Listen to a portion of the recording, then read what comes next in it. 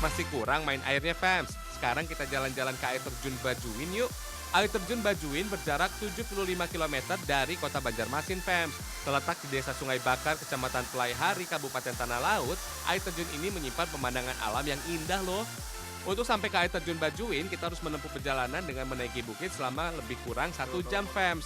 Tapi percaya deh, sebanding kok sama suasana alamnya.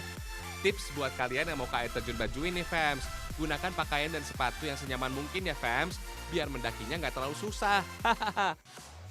Akhirnya sampai juga di air terjunnya, fams. Keren banget.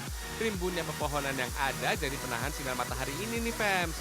For your info nih, fams, menurut cerita yang beredar di masyarakat sekitar, aliran air terjun ini terbuat dari tangan Datuk Galung, penunggu wilayah ini, fams. Beliau membelah bukit ini untuk mengalirkan air menuju desa Sungai Bakar yang sedang dilanda kekeringan. Air terjun yang berasal dari Gunung Buluh ini ada 7 tingkatan, fams.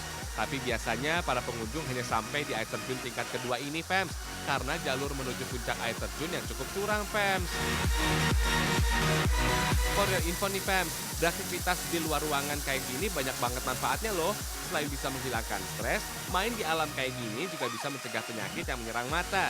Dan bisa membuat kita bisa berumur panjang, fams. Nah, siapa yang mau ngilangin stres dan umurnya panjang?